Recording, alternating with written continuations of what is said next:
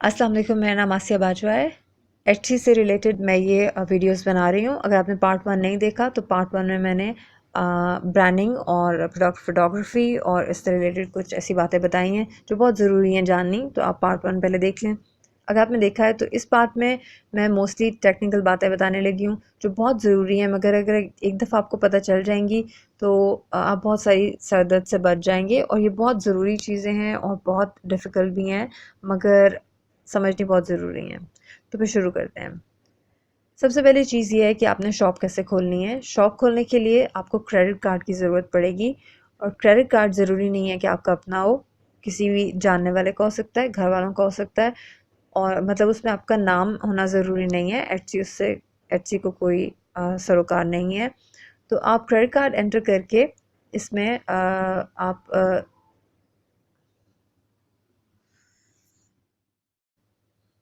तो credit card enter करके आप इसमें शॉप खोल सकते हैं। एचसी $1-2 उसमें से डिडक्ट करेगा और उसके बाद वो पैसे वापस डाल देगा। सिर्फ उसने कार्ड चेक करना है कि चल रहा है या नहीं चल रहा।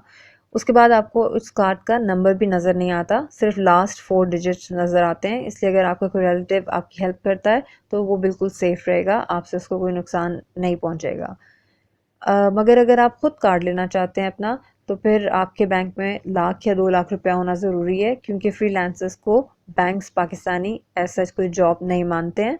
तो आपको, या फिर आप साथ कोई जॉब कर रहे हैं तो फिर आपको कार्ड मिल जाएगा। कार्ड आप मोस्टली उन बैंक्स का लें जो इंटरनेशनल बैंक्स हैं। और ये ध्यान रखें कि कार्ड के ऊपर मैग्नेटिक चिप होनी ज़रूरी है, अदरवाइज़ वो कार्ड एचसी पे नहीं चलेगा। और पाकिस्तानी बैंक्स जो कार्ड्स देते हैं ऑनलाइन शॉपिंग के लिए, वो एचसी पे नहीं चलते, इसलिए वो लेने के लिए आपको बॉदरेशन करने की ज़रूरत नहीं है। अमेरिका और नॉर्थ अमेरिका में अगर आपको कोई रिलेटिव रहता है तो आप उनसे भी, उनका डेबिट कार्ड भी चल जाता है, तो आप उनसे कार्ड भी बोरो कर सकते हैं। आपने सिर्फ नंबर ही लेना है, उनका एड्रेस और उनका नाम लिखना होगा एचसी पर। और अगर आपको वो कार्ड नहीं देना चाहते तो फिर आप उनसे ऑनलाइन शॉपिंग कार्ड आप उनको पैसे दे के उनके नाम का बनवा सकते हैं, और वो थोड़े से चार्जेस का आप बनवा लें और आप उससे एचसी पे शॉप खोल सकते हैं। तो ये कुछ तरीके थे एचसी पे शॉप खोलने के। अब आप देख लें कि टोटली फ्री आपकी एक तरह से शॉप खुलेगी। अगर आप किसी के लिंक के थ्रू खोल रहे हैं तो 40 लिस्टिंग्स ऑलरेडी आपको फ्री मिलेंगी, और आपके कार्ड के भी चार्जेस नहीं लगेंगे। तो ये काफ़ी इनएक्सपेंसिव तरीका है शॉप खोलने का ऑनलाइन। अब अगले स्टेप की तरफ चलते हैं। अब जब आपकी शॉप खुल जाएगी तो उसके बाद आप, ऊपर एक साइन है उधर से आप डैशबोर्ड के ऊपर जाएं। डैशबोर्ड के ऊपर जाएंगे तो वहाँ से आप स्टैट्स पे जाएं। स्टैट्स पे जाने के बाद आपको टाइम ज़ोन, यहाँ पे आप स्क्रॉल करेंगे तो नीचे लिखा होगा अपडेट टाइम ज़ोन। यहाँ पे आप जाकर अपनी टाइम ज़ोन को यूएसए की टाइम ज़ोन के मुताबिक सेट कर लें। ये मैं सजेस्ट इसलिए कर रही हूँ क्योंकि आपको लिस्टिंग रिन्यू करनी होगी। अभी आगे एक प्रोसेस मैं आपको बताती हूँ, उससे आपके व्यूज़ बढ़ सकते हैं।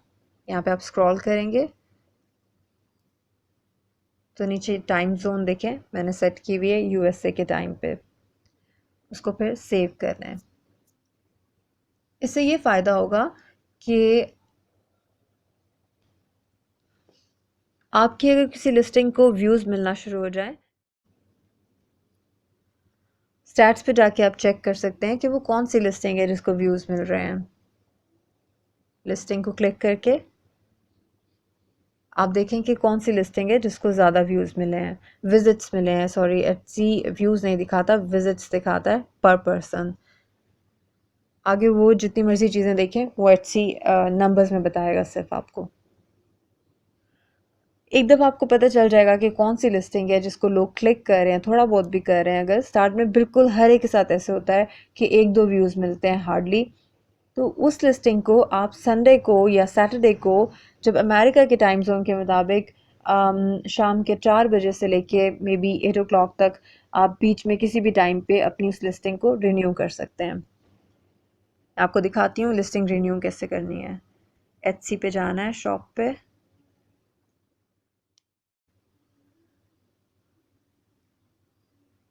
लेट्स से मैंने ये लिस्टिंग रिन्यू करनी है, मैं इसे क्लिक करूँगी।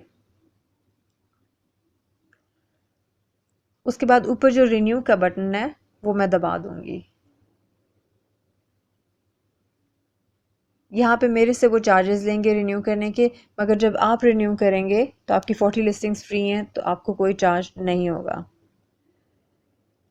रिन्यू का दबाने से ये होता है कि आपका ऑलरेडी किसी ने क्लिक किया है उस लिस्टिंग को, उसके बाद आप उसे रिन्यू करते हैं तो वो सर्च इंजन में ऊपर खुलना शुरू हो जाती है, इसलिए वो सर्च इंजन की फेवरेट लिस्टिंग बनना शुरू हो जाती है।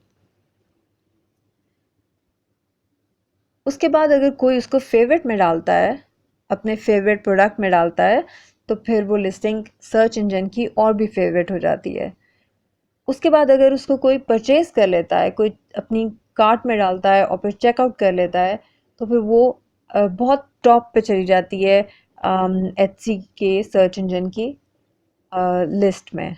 मतलब वो पोटेंशियल लिस्टिंग हो जाती है जिससे एचसी को बिजनेस मिल सकता है, तो उसको वो सपोर्ट करते हैं और वो टॉप पे चली जाती है।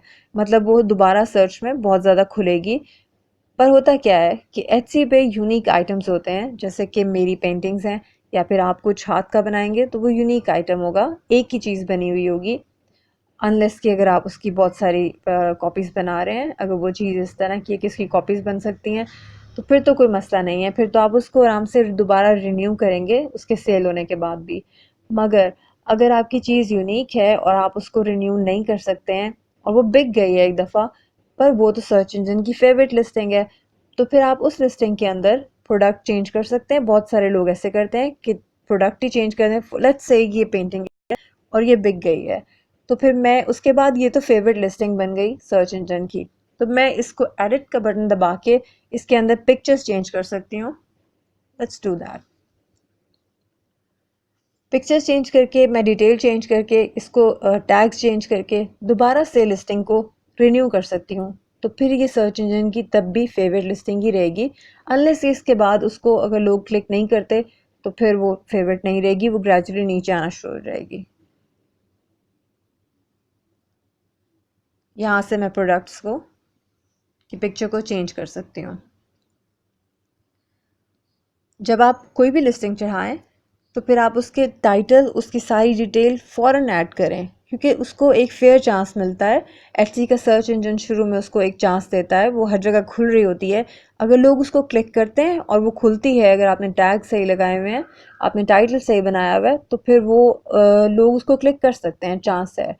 अगर आपने टैग्स ही नहीं लगाए हुए, लेट्स से आपने कोई कोड नंबर लिख दिया है कि कोड दिस, मतलब टाइटल पे लिख दिया अपने आराम के लिए, और आप सोच रहे हैं कि बाद में मैं इसको डिटेल ऐड कर दूंगा, तो फिर वो जो उसको फेयर चांस मिल रहा होगा या मिलना होगा वो मिलेगा ही नहीं, और वो लिस्टिंग पुरानी हो जाएगी। उसके बाद वो सर्च इंजन उसको ज़्यादा एंटरटेन नहीं करेगा। तो ये कुछ चीज़ें आप इसको अपने माइंड में रखें और फ़ौरन से चीज़ें ऐड करें इसके अंदर, फ़ौरन से टैग्स ऐड करें, डिटेल ऐड करें। कभी भी प्रोडक्ट का टाइटल ऐसा ना बनाएं कि लेट्स से मेरी कोई ब्लू कलर की पेंटिंग है और मैं उसका नाम रख देती हूँ ब्लू स्टोन, और मैं टाइटल में लिख देती हूँ ब्लू स्टोन, बस ज़्यादा से ज़्यादा ब्लू स्टोन पेंटिंग, तो वो नहीं खुलेगा कहीं पे भी। मुझे लिखना है wall art, abstract art, canvas painting, बहुत कुछ इस तरह के टाइटल में भी ऐसी चीज़ें लिखनी है, टैग्स में भी लिखनी है, और डिटेल में तो आपको डिटेल बहुत सारी देनी है। अगर आप देखें जो अच्छी शॉप्स हैं उन्होंने बहुत डिटेल दी हुई है, मतलब आपको एक एक चीज़ का आप इन्वॉल्व हो जाते हैं, आप पढ़ते रहते हैं उसकी डिटेल। तो इस तरह से आपने अपने पोटेंशियल बायर्स को इन्वॉल्व भी करना है और उनको हर चीज़ डिटेल से बतानी है। वो सिर्फ पिक्चर्स देख के एक बहुत ही एक्सपेंसिव चीज़ ले रहे हैं, अगर वो $10 की भी है तो उनके तो पॉकेट से जा रहे हैं $10, तो उनको पता होना चाहिए कि इसका मटेरियल क्या है, वो किस क्वालिटी की चीज़ ले रहे हैं, और उनको ये भी लगता है इससे कि ये फ्रॉड नहीं है, इसने इतना टाइम इन्वेस्ट किया हुआ है इस शॉप के अंदर इस प्रोडक्ट के बारे में बताने के लिए, और इसको खुद इंटरेस्ट है प्रोडक्ट में, तो फिर वो भी थोड़ा सा इन्वॉल्व हो जाते हैं, वो इंटरेस्ट लेते हैं उसमें। तो बहरहाल अगर आपका यूनिक आइटम है, जैसा कि मैं आपको बता रही थी कि मेरी पेंटिंग्स हैं और मैं उसकी कॉपी नहीं बनाती और ना ही मैं प्रिंट्स वगैरह बेचती हूँ, तो ऐसी सूरत में आप या तो उसके अंदर प्रोडक्ट चेंज कर सकते हैं, ठीक है, लिस्टिंग वही रखें, या फिर एक और चीज़ बहुत सारे शॉपकीपर्स करते हैं और मैं भी यही कर रही हूँ, आप एक डिस्काउंट लिस्टिंग दे सकते हैं। जैसा कि ये लिस्टिंग है, इसके अंदर मैं डिस्काउंट दे रही हूँ कि अगर आप 2 पेंटिंग्स इस सेक्शन से लेंगे, जो कि कॉम्बो सेक्शन है मेरी शॉप पे, तो फिर आपको इतने पैसे जो है वो बीच में से डिडक्ट हो जाएंगे, तो आपको सस्ती पड़ेगी ये लिस्टिंग। उससे ये होता है कि जब ये इस तरह से जब ये लिस्टिंग कोई परचेज़ करता है तो वो फेवरेट लिस्टिंग में आ जाती है सर्च इंजन की, और मैं इसको रिन्यू भी कर सकती हूँ और अंदर सिर्फ प्रोडक्ट चेंज हो जाता है, मगर उसका स्टाइल मोस्टली यही रहता है। तो फिर उसको क्लिक्स भी ऑलमोस्ट उसी तरह ही मिलते रहते हैं जैसे कि पहले मिलते रहे हैं। तो ये छोटी सी ट्रिक्स हैं, अगर आप इनको यूज़ करेंगे तो काफ़ी फ़ायदा हो जाता है इससे। मैं आपको एंड पे बताऊंगी कि कुछ और भी ट्रिक्स हैं जिससे एटसी आपकी प्रोडक्ट को सपोर्ट करना शुरू हो जाता है बाकायदा एड्स की फॉर्म में।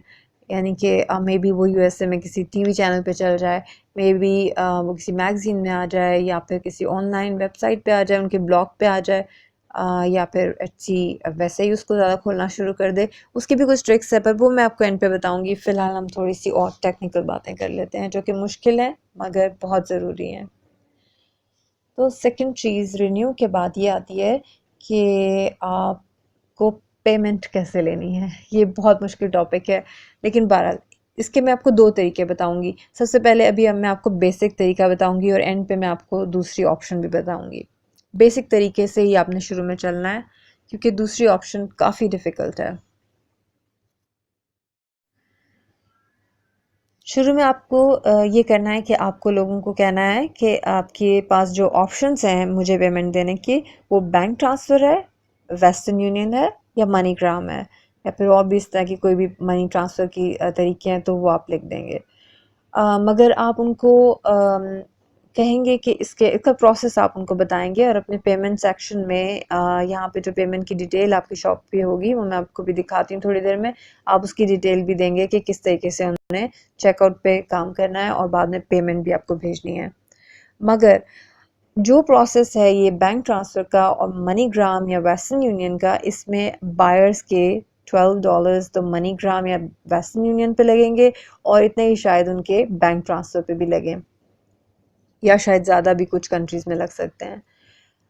तो होता ये है कि आप स्टार्ट में अगर ऐसा कोई प्रोडक्ट डालते हैं, लेट्स से ये जो मैं पिक्चर आपको दिखा रही हूँ, आप इस तरह का कोई रैप या कोई शॉल वगैरह आप खुद ही निटिंग करते हैं लेट्स से, या आप स्टिचिंग करते हैं, तो आप शॉल बेचना चाह रहे हैं, मगर शॉल कितने डॉलर की होगी? ज़्यादा से ज़्यादा दुनिया में कितने डॉलर्स की चल रही है? मे बी $15, 20, 30, 40, बहुत महंगी वाली होगी तो 40 की होगी, ठीक है। इससे ज़्यादा तो आप प्राइस नहीं इसकी चार्ज कर सकते। तो कोई $40 की चीज़ देने के लिए 12 या $15 की सिर्फ पेमेंट की डिडक्शन जो होती है वो क्यों बर्दाश्त करेगा? मतलब उसकी ये प्राइस चली जाएगी $60 तक या $50 तक, टोटल उसको काफ़ी महंगा पड़ जाएगा ये, ठीक है। तो वो शायद ये अफोर्ड ना कर सके, या मे बी बहुत सारे लोग कन्विंस ना हो सकें। ये तो फिर भी मैंने आपको $40 की चीज़ बताई है। लेट्स से आप कोई हेयर बैंड बेचना चाह रहे हैं, आप खुद से बनाती हैं वो हेयर बैंड घर में, तो वो अगर आप $10 का रख रही हैं, तो $10 की चीज़ देने के लिए कोई $20 क्यों स्पेंड करेगा? ये पॉसिबल नहीं है, ठीक है। टेक्निकली ये ठीक भी नहीं लग रहा। तो आपको शुरू में थोड़ी सी एक्सपेंसिव चीज़ें ही बेचनी पड़ेंगी। अगर आप ऐसी कोई शॉल बेचना चाह रहे हैं तो आप शॉल ना बेचें, आप पूरा ड्रेस साथ में बेचें, तो आप उसके कोई 300 में भी चार्ज कर सकते हैं डॉलर्स, या 200 चार्ज कर सकते हैं, तो तब कोई आपको $10 या $12 मनी ट्रांजैक्शन के लिए बीच में से निकाल देगा, वो अफोर्ड कर सकता है। अदरवाइज़ आप भी अफोर्ड नहीं कर सकते। अगर आप कहें कि मेरे उसमें डाल दो, मतलब मैं पेमेंट करूँगा, तो मैं आई मीन अगर आप उसे कहते हैं कि 10-15 डॉलर की चीज़ है तो $10 या $12 इसमें से निकाल दो और सिर्फ $3 मुझे सेंड कर दो, और वेस्टर्न यूनियन की फ़ीस मैं दे देती हूँ। लेकिन ये तो पॉसिबल नहीं है ना, आप फिर $3 लेके क्या करेंगे? तो आप अगर जैसे फॉर एग्जांपल अगर आप pillow cover, let's say silk के पिलो कवर्स आप देना चाह रहे हैं, ठीक है, सेल करना चाहते हैं, मगर पिलो कवर तो बहुत सस्ता होगा, तो आप पिलो कवर के बजाय पूरी बेड शीट या बेड कवर पूरा का पूरा क्यों नहीं आप सेल कर देते हैं? मतलब उससे तो प्राइस ज़्यादा आप चार्ज कर सकते हैं, उससे आपकी सेल प्रॉपर हो सकती है अच्छी पे। तो ये थोड़ी सी ट्रिक आपको यूज़ करनी पड़ेगी शुरू में, इतनी डिफ़िकल्ट नहीं है ये। बात बस ये है कि आपने जो छोटे-छोटे प्रोडक्ट्स, बाज़ दफ़ा दिल करता है इंसान का, जैसे मैं पेंटिंग्स बनाती हूँ, मेरा दिल करता था कि मैं पेपर पे कोई पेंटिंग बनाऊँ या कार्ड्स बनाऊँ और उसकी शॉप खोल लूँ एक। मगर मैं कार्ड का कितना चार्ज कर सकती हूँ और फिर मुझे कोई क्यों पेमेंट इतने डिफ़िकल्ट तरीके से भेजेगा। तो ये चीज़ें आपको थोड़ी-सी कॉम्प्रोमाइज़ पे करना पड़ेगा स्टार्ट में, मगर बाद में अगर आपकी इनकम शुरू हो जाती है, तो फिर आप एक वेबसाइट बना सकते हैं, जो कि दूसरी ऑप्शन है, जो कि मैं आपको डिटेल से एंड में बताऊँगी। वो बहुत डिफ़िकल्ट तरीका है, अभी आप उस उलझन में ना पड़ें अगर आप नहीं पढ़ना चाहते फ़िलहाल तो। तो बहरहाल ये हो गया पेमेंट का बेसिक तरीका। शुरू में आपको बेसिक तरीके से इसलिए चलना है क्योंकि दूसरी ऑप्शन फ्री ऑफ कॉस्ट नहीं है, उसमें आपके कुछ ना कुछ पैसे हर महीने लग जाएंगे। तो अगर आप जब कमाना शुरू करेंगे तो फिर आप वापस इन्वेस्ट करेंगे, मगर स्टार्ट में ऐसी गलती करने की ज़रूरत नहीं है। स्टार्ट में आपको फ्री जब सब कुछ मिल रहा है तो फिर फ्री ही लें।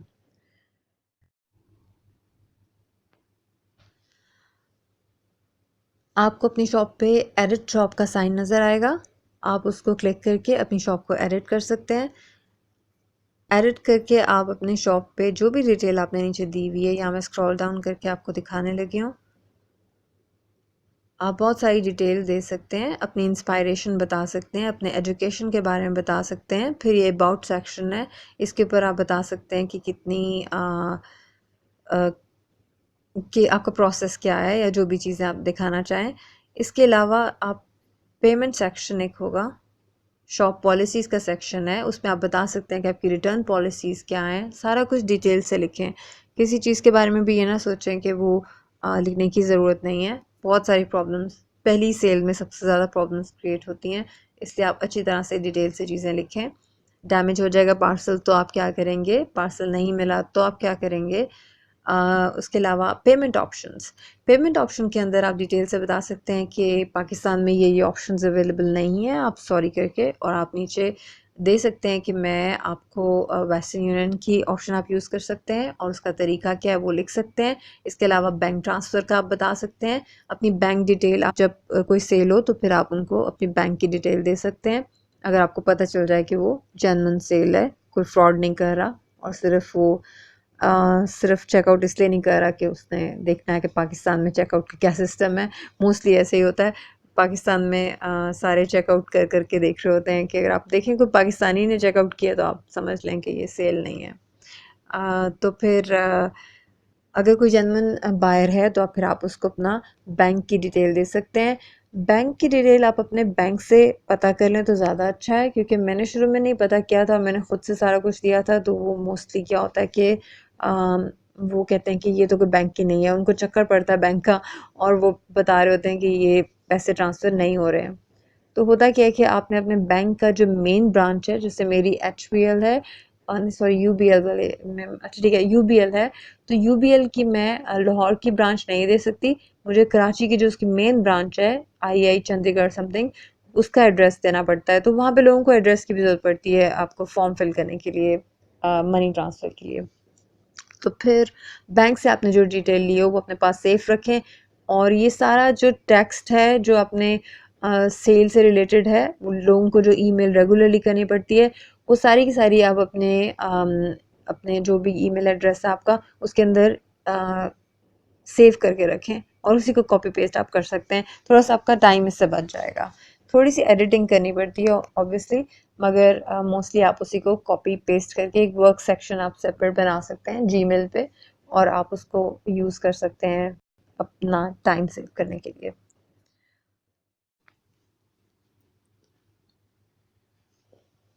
तो जब आपकी कोई सेल हो जाती है तो उसके बाद आपने पेमेंट लेने से पहले अच्छा है कि आप उस चीज़ को निकालें और एक दफ़ा चेक कर लें, अगर उसमें कोई डिफ़ेक्ट है या कुछ पड़े पड़े ऐसी चीज़ हो गई है जो आप बायर से डिस्कस करना चाहते हैं तो उनको बता दें। ऐसा ना हो कि वो ले लें और कुछ मामूली सा भी डिफ़ेक्ट हो तो फिर उनको बाद में शिकायत हो।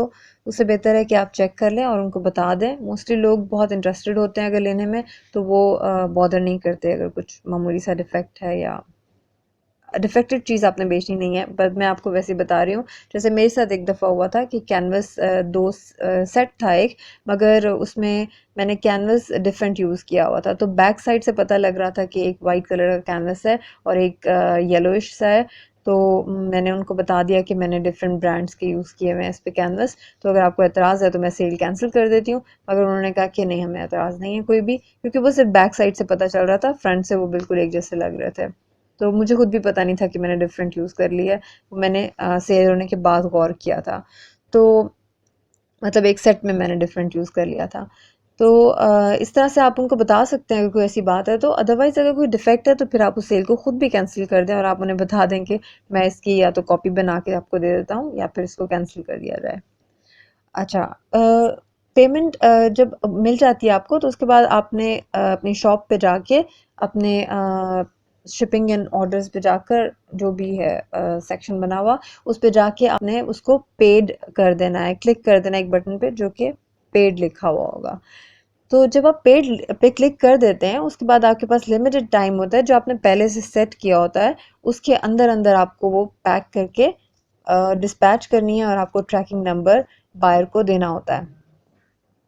तो कोशिश करें कि वो टाइम आप कम से कम रखें पैकिंग का, और उस टाइम के अंदर, उस टाइम के ख़त्म होने से पहले पहले आप शिपमेंट कर दें। और बिज़नेस डेज़ आपको लिखने पड़ते हैं, जैसे मैंने 3 to 5 बिज़नेस डेज़ लिखा हुआ है, तो आप भी इसी तरह कुछ लिख सकते हैं। ज़्यादा से ज़्यादा 1 हफ़्ता ले सकते हैं आप या 2 ले सकते हैं, मगर उससे ज़्यादा का टाइम रीज़नेबल नहीं लगता अनलेस कि आपने कोई कस्टम ऑर्डर हो और आपने वो प्रोडक्ट बनाना हो। अब आ जाते हैं एक ऐसे टॉपिक की तरफ जो कि जिसके ऊपर मुझे सबसे ज़्यादा क्वेश्चंस मिलते हैं, और वो है शिपिंग का। शिपिंग से पहले मैं एक चीज़ और सिर्फ बता दूं कि पैकेजिंग जो है वो आप ऐसे करें कि आप इमेजिन करें कि आपके पार्सल जो है वो ऊपर से किसी 2 मंजिला बिल्डिंग से कोई फेंकता है ज़ोर से नीचे, और बारिश हो रही है और नीचे ईंटें हैं और उसके ऊपर कीचड़ भी है, और आपका पार्सल को फेंकता है, तो वो पार्सल की पैकेजिंग तो ख़राब हो जाएगी मगर अंदर का जो प्रोडक्ट है उस पर एक डॉट भी, किसी तरह का पानी का कतरा या फिर उसके ऊपर कुछ ज़रा सा भी डैमेज वो नहीं होना चाहिए। इस तरह का इमेजिन करके आप पैकिंग करें और साफ़ सुथरे तरीके से करें, और प्रोडक्ट को भी आपने साफ़ सुथरे तरीके से कवर करके सेव करके, किसी कोई रैक्स ले रहे हैं या कुछ भी, आप ग्रेजुअली अपने काम में इन्वेस्ट कर सकते हैं, उसमें आप रखें। इधर उधर पड़ा हुआ प्रोडक्ट, आप लोगों के बैड रिव्यूज़ देखें, आपको बहुत कुछ पता चलेगा कि कौन सी चीज़ें बायर्स को बहुत बुरी लगती हैं। अब शिपिंग के टॉपिक पे आते हैं। शिपिंग का ये है कि आप किसी भी वेबसाइट पे जाएं, जैसे कि आप अगर पाकिस्तान पोस्ट से अपनी शिपमेंट करना चाहते हैं तो आप उसकी वेबसाइट पे जाएंगे, वहाँ पे एक कैलकुलेटर होगा, उसमें आप लिख सकते हैं अपने पार्सल का वेट, अंदाजे से लिख लें, और उसके बाद आप कंट्री चूज़ करें और शिपिंग का मेथड चूज़ कर लें कि कौन से शिपिंग मेथड से आप भेजना चाहते हैं, तो उसकी रफली आपको चार्जेस पता चल जाएंगे। अब मुझे इस बारे में बहुत ज़्यादा क्वेश्चंस आते हैं कि हम शिपमेंट कैसे करेंगे और कौन सी सर्विस सही रहती है, और किस तरीके से हम उसको आम, मतलब क्या कितने पैसे लगेंगे और किस तरीके से कैलकुलेट करें। और कई लोग कहते हैं कि कैलकुलेशन कोई ऐसे तरीका है कि सारी कंट्रीज़ का निकल आए, तो मेरे नॉलेज में ऐसा नहीं है, हो सकता है कोई ऐसा कैलकुलेटर हो, मगर आपने ये करना है कि मैंने शुरू में ये किया था, मैंने सारी कंट्रीज़ का लिख के और कैलकुलेट किया था हर पेंटिंग का। मैं सेपरेटली हिसाब लगाती थी पूरा कि कितना वेट है और कौन सी कंट्री पे कितने पैसे लगेंगे, और फिर उस तरह से मैं शिपमेंट की चार्जेस रखती थी। मगर वो मुझे इतना सूट नहीं कर रहा था तरीका, क्योंकि मोस्टली सेल्स जो है वो 99% आई थिंक अमेरिका में होती हैं, और अमेरिका का एक फ्लैट रेट है। मगर होता क्या था कि बायर्स, एक दो दफ़ा हुआ था ये मेरे साथ, कि बायर्स कहते थे कि मैं तो फ़लानी स्टेट में रहता हूँ, बायर्स कहते थे कि मैं तो फ़लानी स्टेट में रहता हूँ और मुझे यहाँ पे तो चार्जेस कम पड़ने चाहिए, या थोड़े से कम कर दें चार्जेस, कुछ ना कुछ इस तरह की बात, जबकि मुझे फ्लैट रेट मिल रहा होता था यहाँ से अमेरिका का। तो बाकी कंट्रीज़ में मेरी बहुत कम सेल्स हुई हैं, जैसे कि यूके में 2-3 हुई होंगी या 4 हुई होंगी ज़्यादा से ज़्यादा, और कनाडा में भी 2-3, और ऑस्ट्रेलिया में भी 2-3, और जापान में 1, और नीदरलैंड्स में 1, और फ्रांस में 1। आई थिंक एक-एक करके, 2-2 करके बाकी जगहों पे हुई हैं, मगर अमेरिका में सबसे ज़्यादा हुई हैं। तो आपने, अमेरिका का एक फ़्लैट रेट है जो पाकिस्तान पोस्ट चार्ज करता है, और मैं पाकिस्तान पोस्ट से ही भेजती हूँ। तो मैंने फिर ये किया कि मैंने फ़्लैट रेट जो था अमेरिका का वो मैं ऐड कर लेती हूँ हर दफ़ा पेंटिंग की प्राइस के अंदर, और शिपिंग को फ्री मैंने कर दिया है। या फिर आप ये भी कर सकते हैं कि फ़्लैट रेट शिपिंग का रख लें और आप उसको अंदर जो है वो, आई मीन सारी कंट्रीज़ के लिए एक ही मतलब अमाउंट चार्ज कर लें। जो मैक्सिमम है मेरे ख्याल से अमेरिका का सबसे एक्सपेंसिव है, इससे ज़्यादा एक्सपेंसिव एक दो और कंट्रीज़ का है, मगर थोड़ा सा ही अमेरिका से ज़्यादा एक्सपेंसिव है वो। तो ज़्यादा से ज़्यादा ये होगा ना कि जापान में अगर आपकी कोई सेल हुई है तो आपको शिपिंग के पैसे बच जाएंगे। आप देखें कि सेल कहाँ पे हुई है, आप उसको डिस्काउंट दे दें अगर आप देना चाहते हैं तो। देख के सेल अगर जैसे चाइना में फॉर एग्जांपल हुई है, जापान में या किसी भी नज़दीक वाली जगह पर हुई है, तो फिर आप उसको डिस्काउंट दे दें। ये कर सकते हैं आप। अदरवाइज़ ये कि फ्लैट रेट बहुत ठीक रहता है, एटलीस्ट मुझे वो बहुत सूट कर रहा है। तो अब तो एटसी ने भी कर दिया हुआ है कि यूएसए पे आपने अगर आप फ्री शिपिंग देते हैं तो एटसी आपके प्रोडक्ट को सपोर्ट करता है और उसको ज़्यादा खोलता है, विच इज़ रॉन्ग, मगर बहरहाल उन्होंने ऐसे किया है। तो आप फ्री शिपिंग रख लें अमेरिका के लिए भी, बाकी सब के लिए भी, और एक रफ अमाउंट जो है वो बीच में डाल दें। मैंने शिपिंग के बारे में बिल्कुल नहीं सोचा था जब मैंने शॉप खोली थी। उसका रीज़न ये है कि मुझे पता था कि कुछ भी कैलकुलेट कर लूँगी मैं, लेकिन जब तक मैं 1-2 पार्सल्स भेजूँगी नहीं, मुझे समझ नहीं आएगी कि ये कैसे होगा ये प्रोसेस। तो ये वाक़ई बिल्कुल ऐसी चीज़ है, आपका जो पार्सल है उसका लेंथ, विड्थ, उसकी डेप्थ, आई मीन उसकी डायमेंशंस, उसका वेट, उसकी आपका जाना किधर है पार्सल, आप सर्विस कौन-सी यूज़ कर रहे हैं, ये बहुत सारी चीज़ें बीच में आ जाती हैं और इसके बगैर आपको पता नहीं चलेगा जब तक आप एक दफ़ा भेजेंगे नहीं। लेकिन मैं आपको ये बता सकती हूँ कि सर्विस मैं कौन सी यूज़ करती हूँ। मैं पाकिस्तान पोस्ट यूज़ करती हूँ, उसकी एक्सप्रेस मेल यूज़ करती हूँ। पहले एक्सप्रेस मेल नहीं थी बिग पार्सल्स के लिए आई थिंक, तो मैं दूसरी सर्विसेज यूज़ करती थी। पाकिस्तान पोस्ट की एक्सप्रेस मेल ठीक रहती है, इतनी बुरी नहीं है। वो तकरीबन 6 to 10 डेज़ के अंदर पहुंच जाती है, ट्रैकिंग भी ठीक आ जाती है। समटाइम्स कोई ना कोई एरर आ जाता है, समटाइम्स ये होता है कि क्रिसमस के दिनों में मोस्टली समटाइम्स ये होता है कि क्रिसमस के दिनों में मोस्टली महीना लग जाता है पार्सल को पहुंचने में। मुझे नहीं पता प्राइवेट कंपनीज़ का लगता है महीना या नहीं लगता। अगर आप में से किसी को पता हो तो प्लीज़ ज़रूर लिखें। मगर मैं प्राइवेट कंपनीज़ इसलिए यूज़ नहीं करती कि एक तो बहुत एक्सपेंसिव है, दूसरा वो मुझे कहते हैं कि वुड जो है, अगर आपने कवर वुड से करना है पेंटिंग को, तो फिर आप उसको स्टैम्प लगवा के हर दफ़ा और उसका टेस्ट करवा कर कि वो डिज़ीज़ फ्री है, और फिर आप हमारे पास लेकर आएँ सर्टिफिकेट वगैरह लेके, जो मेरे थोड़ा सा मुश्किल है। और दूसरा ये कि वो बहुत एक्सपेंसिव है। फॉर एग्जांपल अगर एक मेरी छोटी सी दरमियाने साइज़ की पेंटिंग अगर पाकिस्तान पोस्ट से जाती है 25,000 में, तो प्राइवेट कंपनीज जो है वो चार्ज करती हैं तकरीबन उसका 55,000 या मे बी 60 इवन। तो ये बहुत ज़्यादा अमाउंट है, बहुत ज़्यादा डिफरेंस है, डबल है ऑलमोस्ट। और मैं अभी इतना ज़्यादा बायर से चार्ज नहीं करना चाहती हूँ, क्योंकि मैं नहीं समझती कि मेरी पेंटिंग्स की प्राइस इतनी ज़्यादा होनी चाहिए। तो ग्रेजुअली जैसे जैसे आपका काम इम्प्रूव होता है आप ज़्यादा चार्ज कर सकते हैं, मगर आप ये देख लें कि जो ख़रीदने वाला है उसको ये फ़ील ना हो कि ये बहुत एक्सपेंसिव चीज़ ले ली है उसने।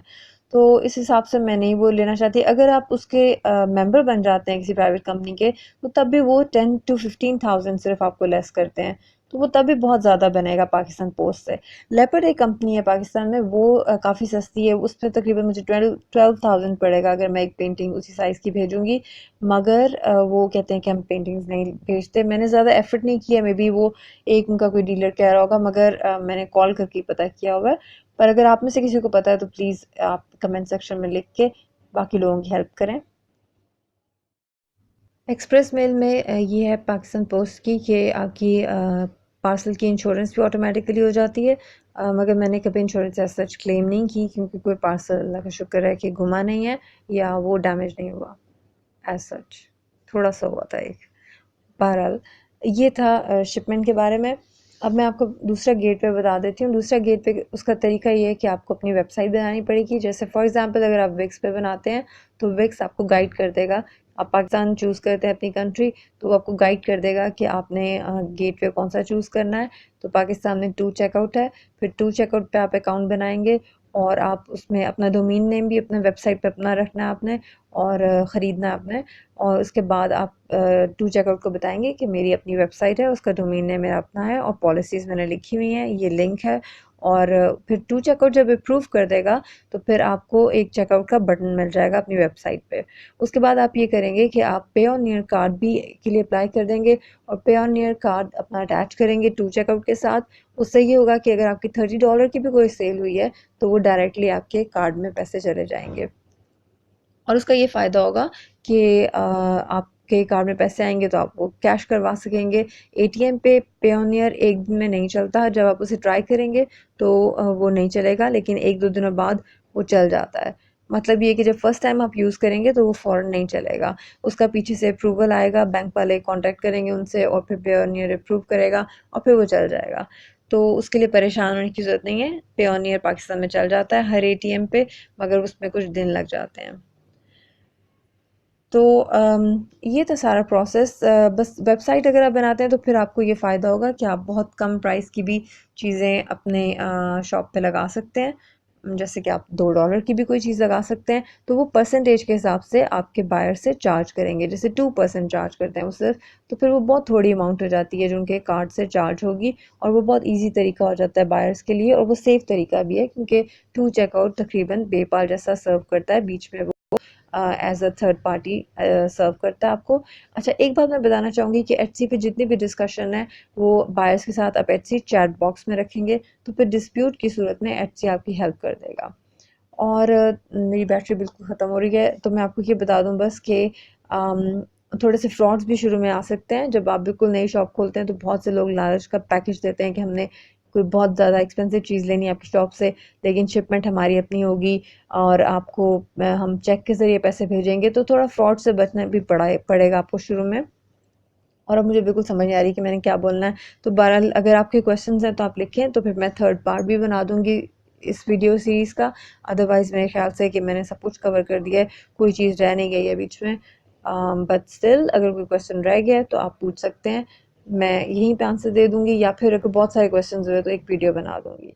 तो हाँ, वेबसाइट अगर आप बनाते हैं तो वेबसाइट के आपको पैसे देने पड़ेंगे, और आपको डोमेन नेम के भी हर साल पैसे देने पड़ेंगे, तो वो थोड़ा-सा ख़र्चा हो जाएगा। बहरहाल टू चेकआउट आपसे कुछ भी चार्ज नहीं करता, और मैं दिखाना चाह रही हूँ कि कितनी अच्छी फ़ोटोग्राफ़ी हुई है। तो ऑल द बेस्ट, अगर आप शॉप खोलना चाहते हैं तो ज़रूर खोलें। Oh my God! ज़रा भी अच्छी नहीं है। ये वाला सीन अच्छा है। एनीवेज़, अगर आप शॉप खोलना चाहते हैं तो ज़रूर खोलें, और अच्छी इनकम भी आपको इंशाल्लाह ताला हो जाएगी। तो दुआओं में याद रखें। खुदा हाफ़िज़।